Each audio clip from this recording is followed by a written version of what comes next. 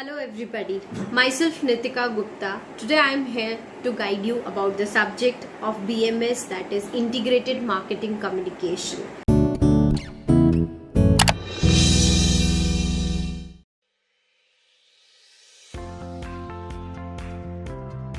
Now what is sales promotion? Marketing activities that provide extra value or incentives to the sales force, distributors or ultimate consumers and can stimulate the immediate sales. Now what are the uses of sales promotion? The first use is introduction to the new products. Get existing customers to buy more attractive products. Combat competition. Maintain sales in the off-season. Increase retail inventories. Now what is publicity? Another tool of IMC. Non-personal communication regarding an organization, product, service or idea not directly paid for or run under identified sponsorship. Now what are the advantages of publicity? Credibility, low cost, often results in word of mouth. Disadvantages of publicity, not always under the control of the organization. It can be sometimes negative. Now what is public relation? The management function which evaluates public attitudes, identifies the policies and procedures of an individual or organization with the public interest and executes a program of action to earn public understanding and acceptance. Now what are the tools that are used by public relations? Publicity, special publications, then you have community activity participation, fundraising. Now what is personal selling? Direct person-to-person communication whereby a seller attempts to assist or persuade a prospective buyer to purchase a product or a service. There are many advantages also of personal selling. Now the next topic that we have in our syllabus of Unit 1 is process of IMC. There are various steps in the process of IMC. The first is the review of the marketing plan, analysis of the promotional program situation. The third step is the analysis of the communication process. The fourth step is the budget determination. The fifth step is develop integrated marketing communication program. The sixth step is integrate and implement marketing communication strategies. And the last step in the IMC is monitor, evaluate and control IMC. Now the next topic that we have in our syllabus is communication and its process. Now what is communication? I think right now this is also one form of communication which we are doing, right? I am interacting with the students. So communication is the effective sharing or transmission of facts, opinions or emotions by two or more people. The three basic elements that are present in the communication are the sender, the message and the receiver. Now, in every communication, there has to be a process. Without process, the message cannot flow.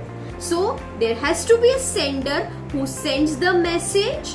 By encoding the message, he uses the different channels. And the channel decodes the message which the receiver can understand. After receiving the message from the sender gives the feedback. So this is the communication process. It's a continuous process. It never ends. Now the next topic that we have in our syllabus is the models of the response process. We have IDA model, that is attention, interest, desire and action. We have hierarchy of effects model, awareness, knowledge, liking, preference, conviction and purchase. We have innovation adoption model, awareness, interest, evaluation, trial and then again adoption. We have information processing, presentation, attention, comprehension, yielding, retention and the behavior. Traditional hierarchy model, why is it so useful? They outline the series of steps potential purchasers must take to move from unawareness of a product or service to readiness to purchase. Potential buyers can be identified as present different stages in the hierarchy. Advertisers can identify different communication problems based on each step of the hierarchy. They can be used as intermediate measures of communication effectiveness to guide future communication decisions. Now, alternate response hierarchy, we have a model. On the x-axis, we have the topical involvement, and on the y-axis, we have the perceived product differentiation. As you all can see, this is the very much diagram of the alternative response hierarchy. The three things that are taken into consideration in this model is the focus and coordination. They help to orient everyone involved towards one common goal. Plans and decisions. They serve as criteria for developing plans and making decisions. Measurement and control. They provide the standards and the benchmarks for evaluating the various results. So this was all about the models that we have studied about the introduction part. It is very important to establish the promotional budget. So the next topic is establishing and allocating the promotional budget. Now, what is establishing the budget? While it is one of the most critical decisions, budgeting has perhaps been the most resistant to change. A comparison of advertising promotional text over the past 10 years would reveal the same methods for establishing budgets. Advertisers also use an approach based on contribution margin, the difference between the total revenue generated by a brand and its total variable cost. But the marginal analysis and the contribution margins are essentially very important terms. Now, in this theoretical issues in budget settings, we have basically some assumptions that we are taking. The sales are the direct measure of advertising and promotional efforts. Sales are determined solely by advertising and promotions. Now, how will you establish this? For this, we have the sales response model also available. There are additional factors that are also included in the budget setting, like product factors, market factors, customer factors, strategy factors, and the cost factors. Now, the sales oriented objectives. Factors that influences the sales are the technology, the economy, the product quality, price, distribution, advertising, and compensation. So these are the factors that influences the sales. If you have good technology, obviously the customers would like to purchase your product.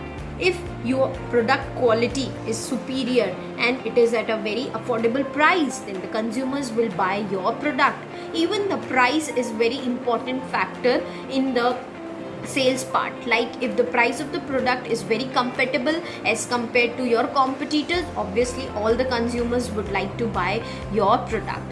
The distribution also plays very important role. If your product is available everywhere, then obviously the sales of your product will increase automatically. And the advertising and promotion. If you are into a very good advertising business, if you are using very good tools to advertise your product and different promotional strategies, obviously the sales of your product will increase.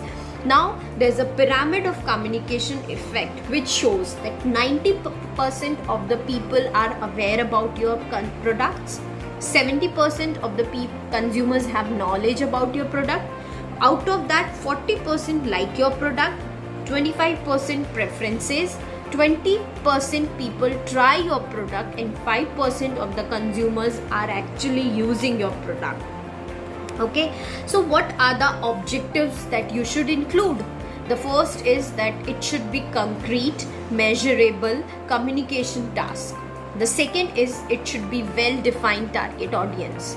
It should have an existing benchmark measure, specified degree of change sought, and specific time period. If you don't have time period, you cannot achieve any objective. The objectives need to be time bound.